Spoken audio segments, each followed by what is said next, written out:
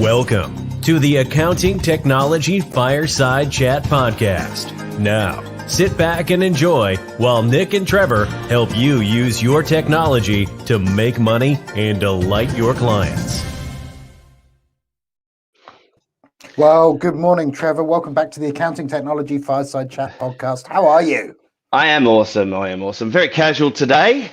We've got a big move going on at Ashford's. We're moving, everybody's moving out of the office and moving into our new office over the next week.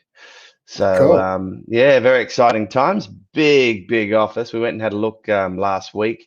I think, straight after we had our chat last week, we went in and checked out the new office. And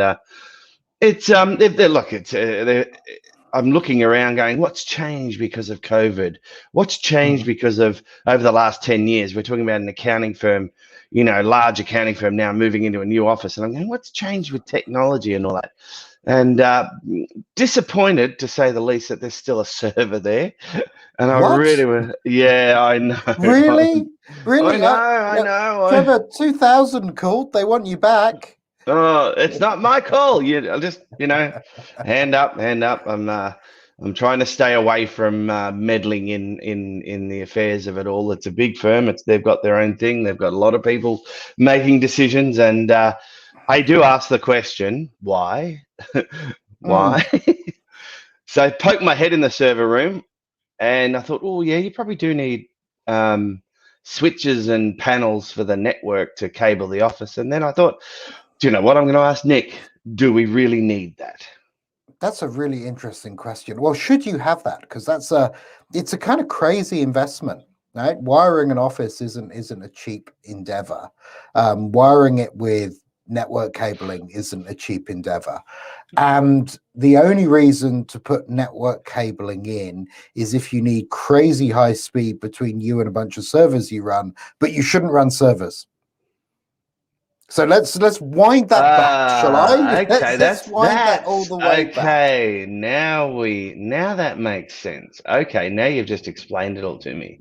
Cool. The only reason we need to cable the office is because we've got servers. Yeah, well, you probably don't even need to do that. You probably don't even need to do that either. Wi-Fi technology now is super fast and super good, and works incredibly well. And what you've done by cabling the office is you've locked yourself to a specific location for each of those ports. It's not like you've suddenly got this ultra flexible office you can do what you want with. You've locked yourself down to these locations where you've got to sit and do stuff. And if I look back when I worked for Microsoft in 2001, they just started making all of their offices 100% Wi-Fi because they wanted to be flexible. They wanted people to be able to move around. You shouldn't be stuck on a desk. You should be able to dive in a meeting room and work as well as you could in a breakout area or at a desk or whatever. And so that's kind of been the drive. And to put network cabling in is expensive. The other thing you forget, and people don't realize, is network cabling degrades over time. It doesn't last forever. And we come up with new versions. So since I've been in IT, we're now on Cat 7, maybe Cat 8, so Category 8 of unshielded twisted pair, which came in probably in the late 90s. So you're talking a new cabling system every 4 years.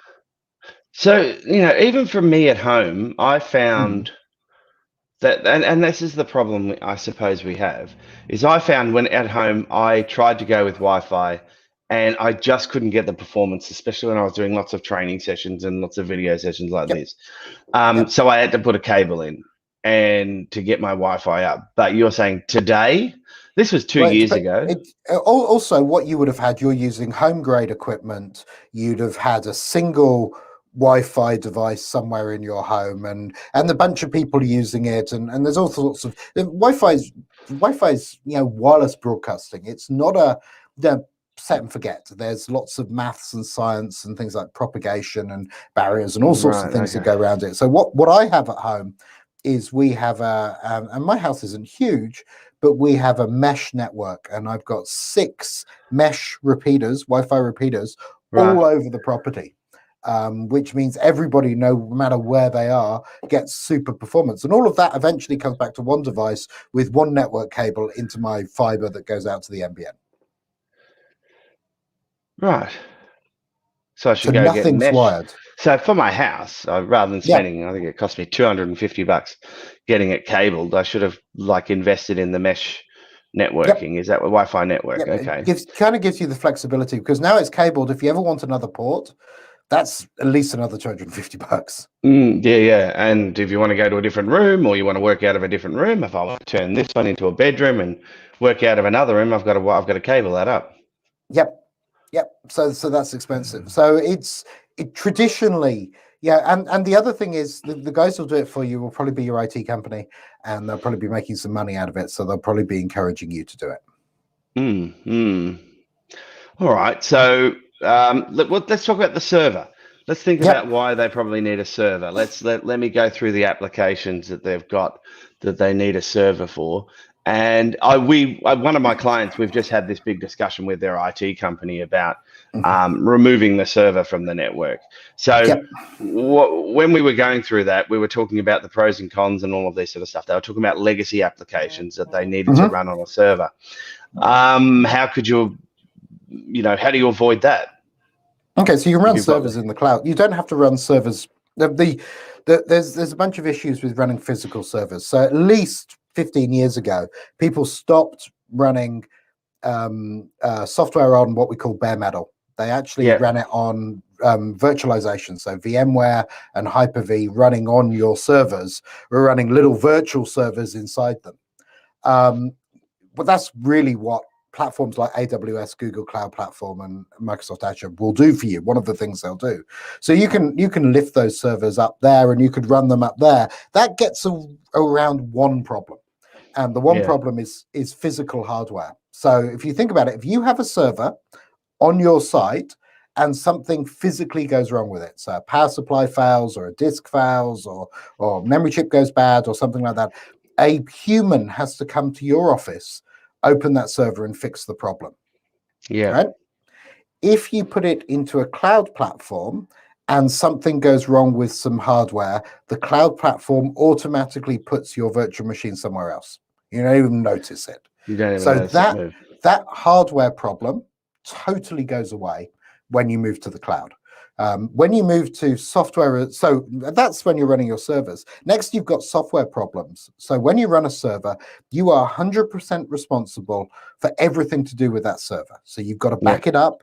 You've got to do maintenance. You've got to check logs. You've got to make sure there's no security breaches. You've got to make sure it's secure. You've got to make sure the disks are performing okay. You have to do regular upgrades and maintenance. You need to patch it regularly. You need to check against the latest security advisories. You need to make sure it's behind a firewall. You need to check for insurance detection and prevention. You probably should be running a SIEM. I could go on and on. Come on. Okay. Right? Just think about our poor listeners driving along, listening to that. They've all fallen asleep.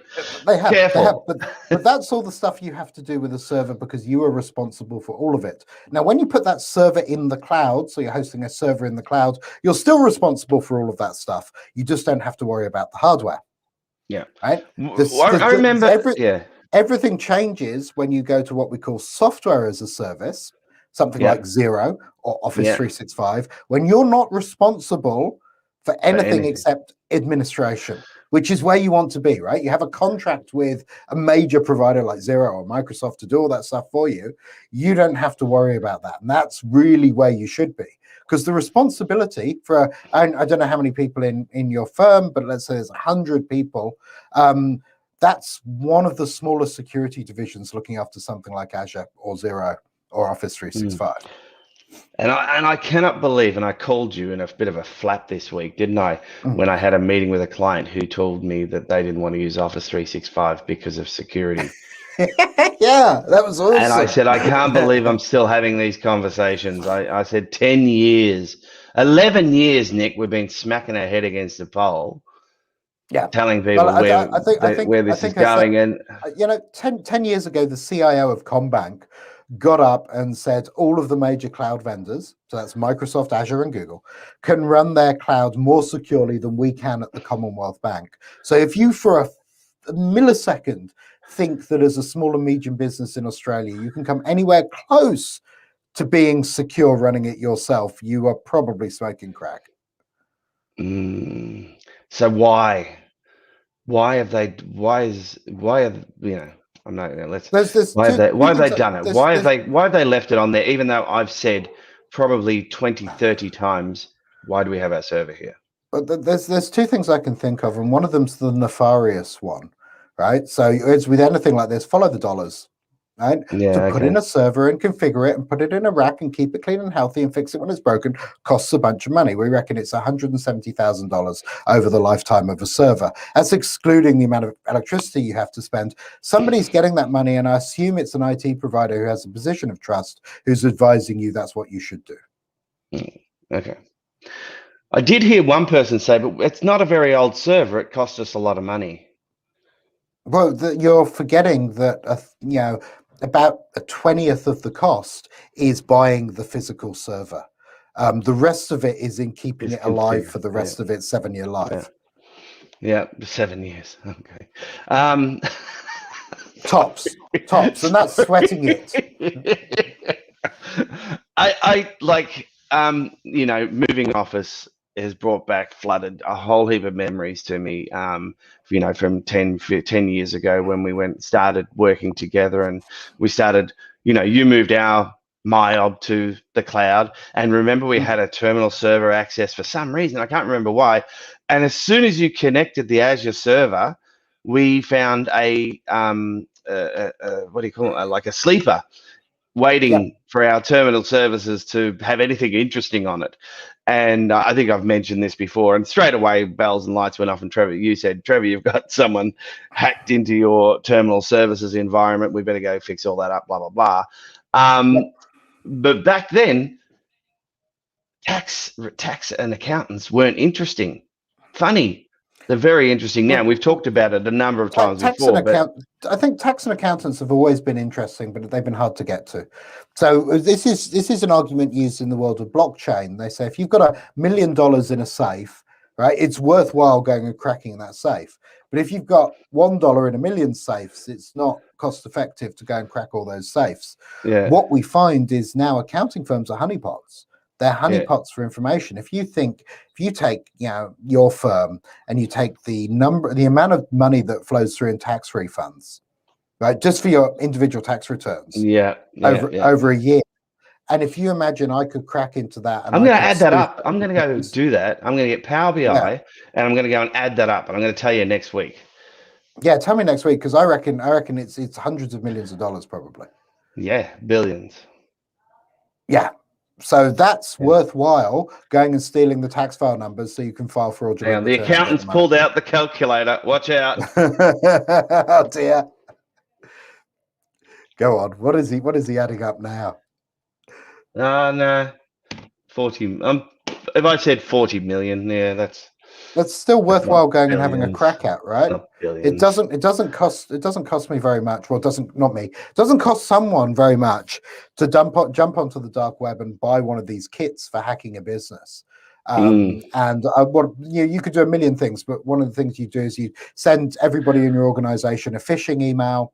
Somebody would click on the link. I'd get access to their machine. I'd have their login, which means I'd have their login to your practice management system, your document management system, etc. I'd harvest all your clients and tax file numbers. And June 30, 8 a.m. in the morning, July 1, 8 a.m. in the morning, I'd file fraudulent tax returns for all of those people.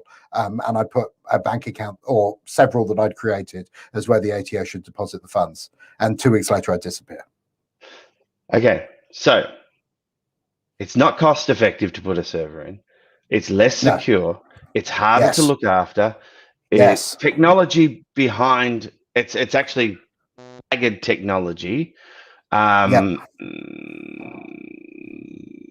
Okay. The only reason. So there are some reasons I'd have a server. So let me give you some examples. Right. One of the reasons I've seen, which is perfectly valid, is if you have a very, very expensive piece of manufacturing machinery, which needs a quote unquote server to run, which has to be connected because you connect over something that's not cloud friendly, like a serial link or something else. Now you can still cloudify those, but you're already maintaining that machine, so you've got the same level of maintenance. You might as well maintain the two. The other one I've seen is another organization we worked with where there's a very, very, very specific piece of software which doesn't have doesn't really have a cloud version yet, but I know it's coming. So we've spoken to the vendor. They reckon it'll be 2 or 3 years. So we go, okay, so we'll sweat this server for the next 3 years until the proper grown up cloud version appears. But in your space, in accounting, there's so many opportunities for cloud. Everything's cloudable in the world of accounting. There's no applications we've found or I can see that don't have a decent alternative that runs in the cloud.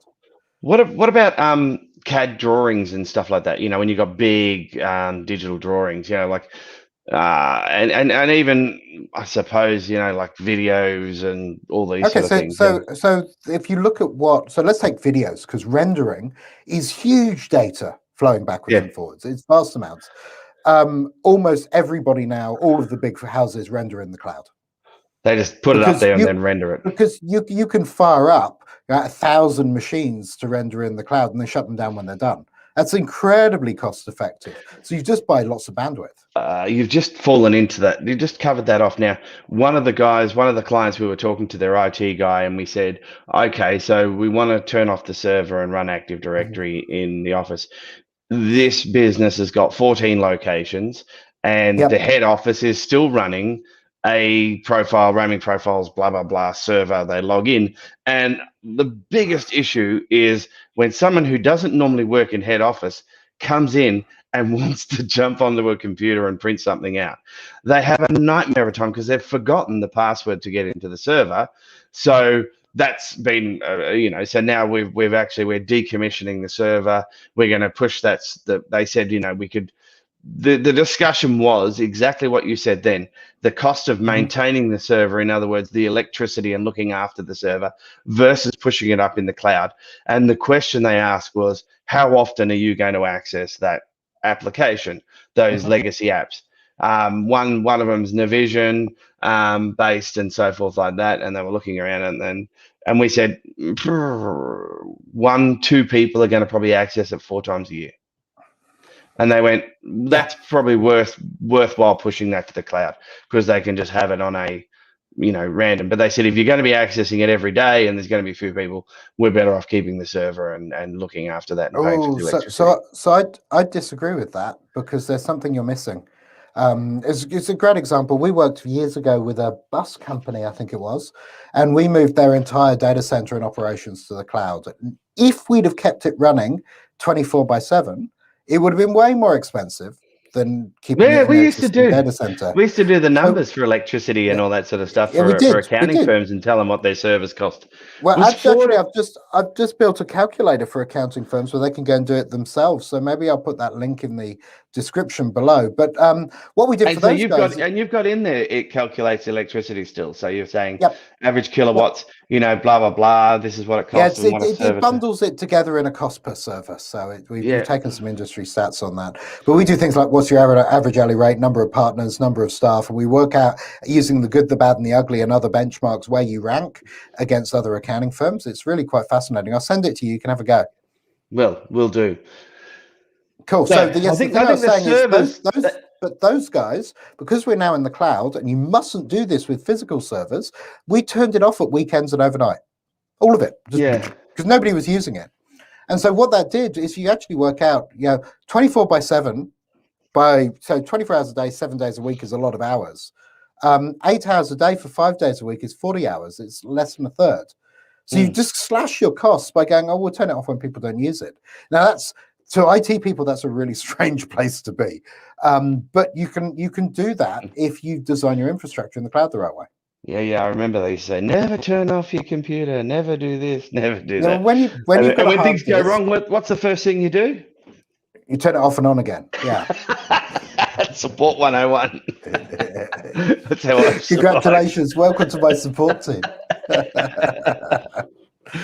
It's hilarious. So look, okay, we've got to sort of start winding up, and this has been an amazing discussion because where I'm going in, and I'm going to go hunting around for a few things and see how things pan out. But I'll let you know. They're taking a week to move everybody across, and so it should really, to move people, should be a case of, and in Microsoft Redmond, they used to move buildings of 1,000 people in a day. So you went and worked a day from home, you came back the next day, you were done. And that's really moving your crap. But really, in an accounting firm, everybody should have a laptop. You should have a bunch of stations with a couple of screens and a docking station. You can walk up, say, I'll have that desk, plug your laptop in, log into your phone, you're done. Yep. So we finished tonight, and 7 days later, we move in. And I'm like, so everybody's frantically packing up their desks, and this is where I'm getting. And I've gone, I don't have anything. I feel a bit. I'll take my laptop. See you later. I went like, okay, so with our team are sharing a box. Yep. To put our 3 pens, a little stand, and a few things in, because I thought, oh well, I won't carry those back with me, and I've got a spare keyboard and all that sort of stuff, and mouse. I got a Wi-Fi keyboard, and I just chucked that in the box, and I'm walking around to the offices, and I'm going, what do you guys got? What are you doing that you got so many things? Oh, it's paper. I said, but what's on the paper? And they go, oh, my notes, all my things. But isn't that in the computer already? And they look at me and go, oh, and they pick up the paper and put it into the recycling bin because it's something they've had sitting on their desk. So it dawns on them. And I remember at Hanson's, I used to walk around when we first went this paperless. And we said, we are going paperless. We're not going less paper. We are going paperless, guys. I am sick of paying all that money for the server room, for the filing room that we've talked about previously. And I'd walk around and I'd say, what's that on your desk? What's all that paper? And they go, I printed it out and I just might need it. Why did you print it out? Because I like to look at it. And I said, fine, chuck it in the bin that night. You've printed it out. There's a copy of it on the system. Yeah. And the problem with printing it out and not putting your notes means you've got to scan another copy in that you've noted on the system. So now I've got 2 copies and I don't know which one it is. So write your notes on the. Pick up your pen, right on the screen of your device. You're done. Walk away. I'll put comments in the Word document or something. Put it in there. Get OneNote out. Write notes all over it. Get a PDF editor. Do those things. Don't print it out. And it was enlightening. There was a couple of managers, like one of them in particular said, that's it. And she said, we're not having any paper at the new office. She said, I'm making it a rule. And so that's 9 of the 90 people have made a rule. They're not going to have any paper. And she said, I'm going to be all over you guys. We're not printing things out. We're going to review things on the screen. And if you print something out, you throw it, you shred it out that night. Nothing goes through. And I went, oh yes, I've passed on a little bit of that. It's taken a while, but it's hard. It's not hard for you and I. The last thing you and I want to do is walk around, lug around pieces of paper. We would have been in all sorts of trouble. Yeah, well, if you look at the amount of data we store and work with every day, and it just would have been a nightmare. So getting rid of paper is important. I think my favorite analogy for this was when I worked in the UK. I used to work for National Westminster Bank, and they had a big tower which was blown up by the IRA. And so the IRA set a bomb and a plinth near the tower. Now, let me tell you the story. Right? I don't know. I just haven't heard the IRA for a while. I think the last time I heard the IRA, I was watching The Crown. So anyway, here's the story. They blew up this bomb, which broke all the windows in the tower. It didn't destroy the tower. It actually was rendered unsafe. But what happened, because of the pressure wave, every drawer and filing cabinet in the entirety of the bank opened. All the windows exploded. Glass went into every one of those and they all closed again. So the first people who went to get some files out got their hands cut to ribbons because the bloody things were full of glass. So suddenly all this paper was inaccessible to them. What do they do now? Yeah. Imagine if you couldn't go to your building tomorrow for whatever reason. Our building collapsed, for goodness sake. Remember that? Yeah, you guys. All sorts of things happen. If you couldn't go to your building tomorrow, how would you operate? Now, if you're in the cloud, you're fine. But do you remember? You remember like the banks, like the ANZ Bank used to have another building like a bank, fully decked out, exactly the same. All the computers exactly the same. So if something ever happened, they could move all their people to the other bank.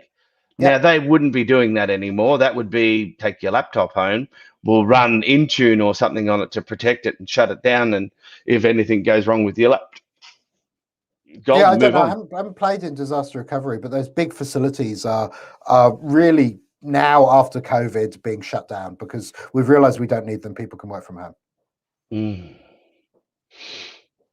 What else? Oh, printers. All right. That was the other one that they told me. They need servers to run their printers. Microsoft Universal Print. Go Google it. It's cloud-based printing for Office 365. Oh, okay. So you got that covered. I've run out of things, Nick. I'm exhausted.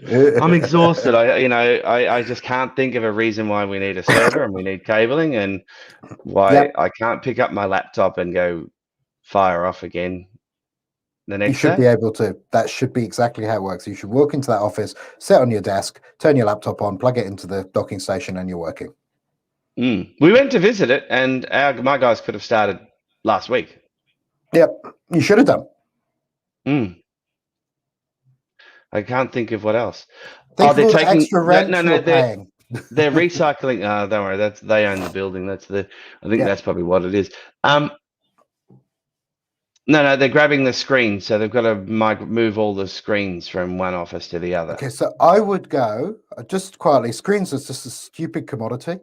What we did when we moved into our new building is we all got these big curved screens, which are actually docking stations built in. We just put one on every desk. So you just wander up to a desk, plug in your laptop with USB-C. You've now got a huge screen. You're working. That's the easiest way to do it because if you think about it, I've got to take a screen, I've got to disassemble it, I've got to pack it into a box, I've got to transport it, I've got to go to the next place, I've got to unpack it, I've got to put it in the right place, I've got to plug it into all the different things. Now everybody's all got crappy different screens. Where if you went, you know what I'll do, I'm just going to buy new screens for every desk. I'm just going to put them there. That takes 10 minutes. No, they haven't got any money left because they spend it all on servers and cabling.